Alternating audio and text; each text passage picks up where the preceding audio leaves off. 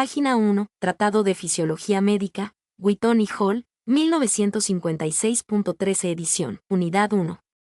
Introducción a la fisiología, la célula y la fisiología general, capítulo 1, Organización funcional del cuerpo humano y control del medio interno, capítulo 2, la célula y sus funciones, capítulo 3.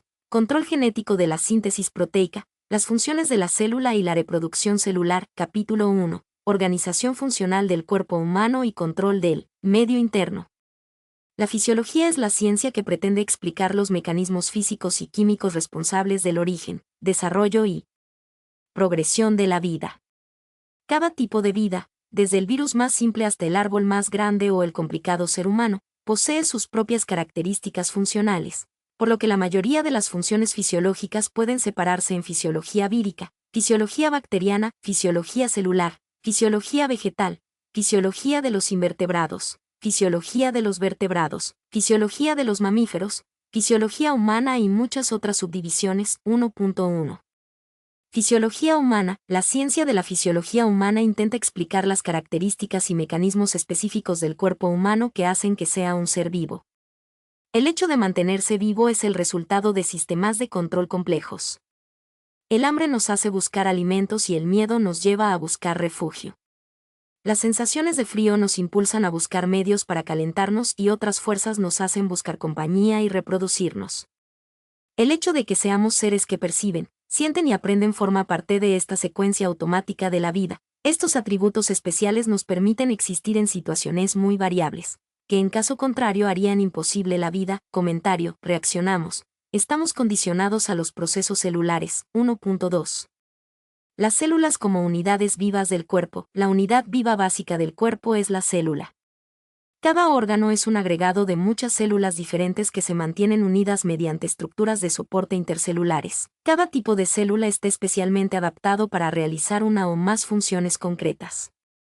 Por ejemplo, los eritrocitos, cuya cantidad asciende aproximadamente a 25 billones en cada ser humano, transportan el oxígeno desde los pulmones a los tejidos.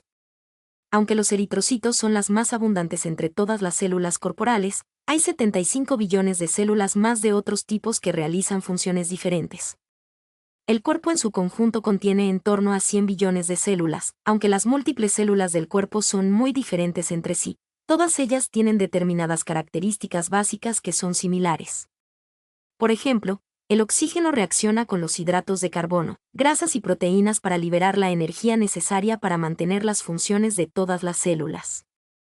Por otra parte, los mecanismos químicos generales que permiten cambiar los nutrientes en energía son básicamente los mismos en todas las células y todas las células liberan los productos de sus reacciones químicas en los líquidos circundantes.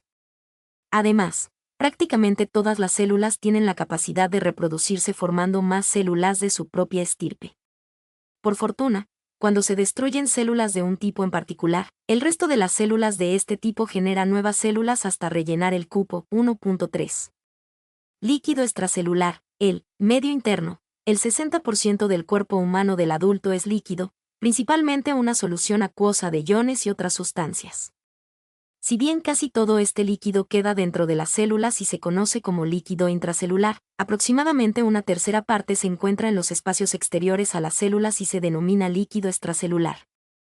Este líquido extracelular está en movimiento constante por todo el cuerpo y se transporta rápidamente en la sangre circulante para mezclarse después entre la sangre y los líquidos tisulares o intersticial por difusión a través de las paredes capilares, que es el líquido tisular. Según San Google, el líquido tisular, también conocido como líquido intersticial, es el fluido que llena los espacios entre las células de los tejidos. Se forma a partir del plasma sanguíneo que se filtra de los capilares, transporta nutrientes y oxígeno a las células, y recoge desechos celulares, como el dióxido de carbono. Es similar al plasma pero con un bajo contenido de proteínas, si se acumula en exceso, puede causar edema, hinchazón o inflamación.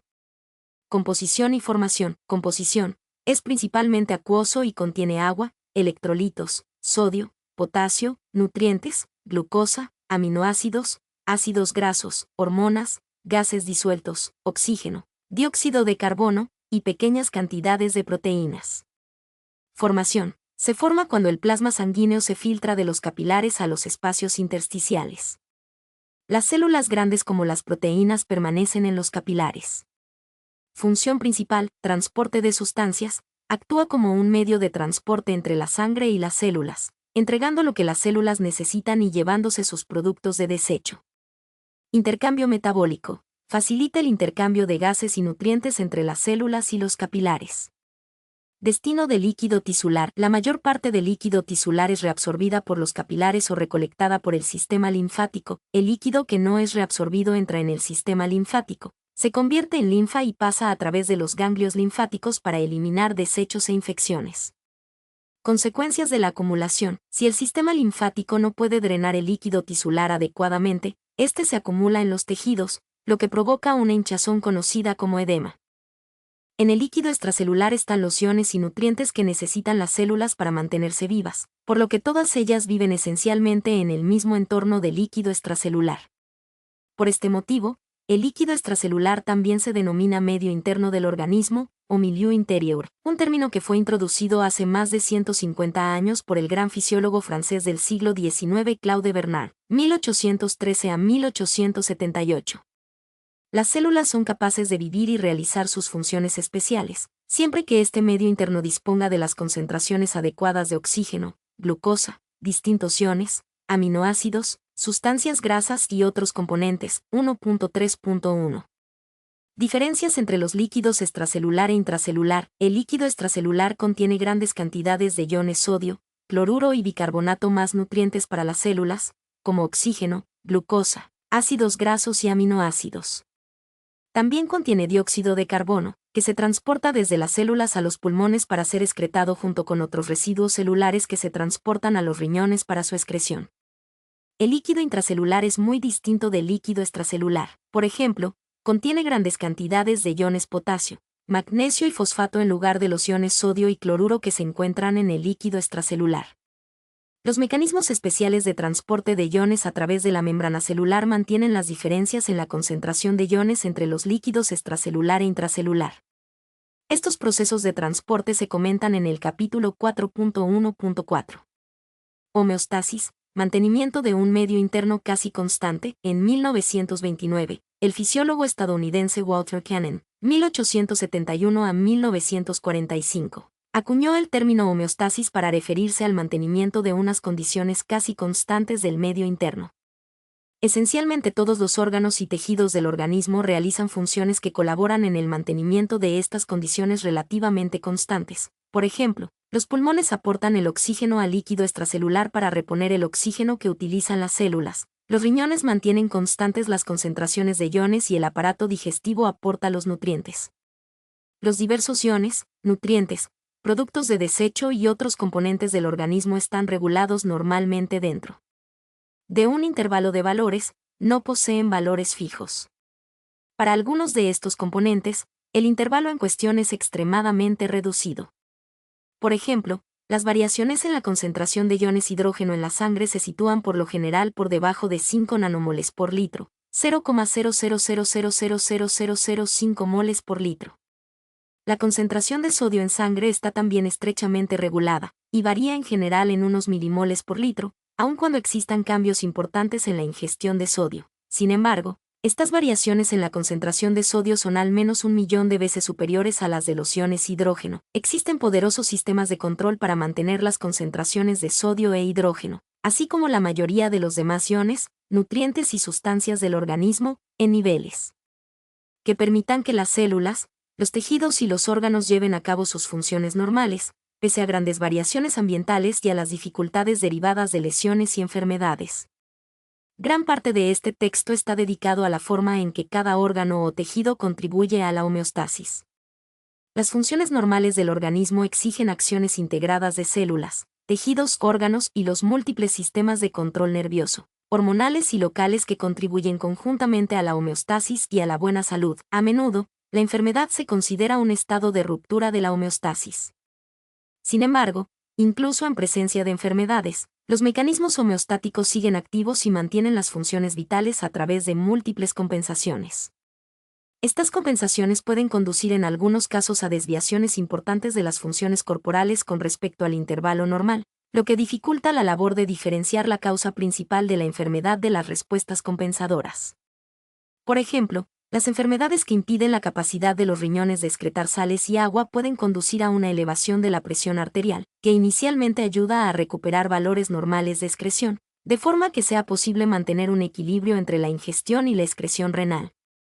Este equilibrio es necesario para el mantenimiento de la vida, pero los periodos de tiempo prolongados de alta presión arterial pueden provocar perjuicios en diversos órganos, entre ellos, los riñones, lo que deriva en nuevos aumentos de la presión arterial y, con ello, más daños renales. De este modo, las compensaciones homeostáticas que se producen en el organismo después de una lesión, una enfermedad o de cambios ambientales importantes pueden verse como un compromiso necesario para mantener las funciones vitales y bien, a largo plazo, pueden contribuir a inducir anomalías adicionales en el organismo. La disciplina de la fisiopatología pretende explicar cómo se alteran los diversos procesos fisiológicos durante las enfermedades y las lesiones.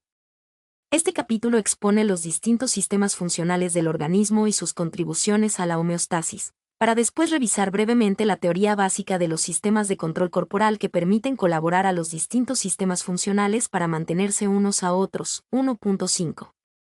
Transporte en el líquido extracelular y sistema de mezcla. El aparato circulatorio, el líquido extracelular circula por el organismo en dos etapas.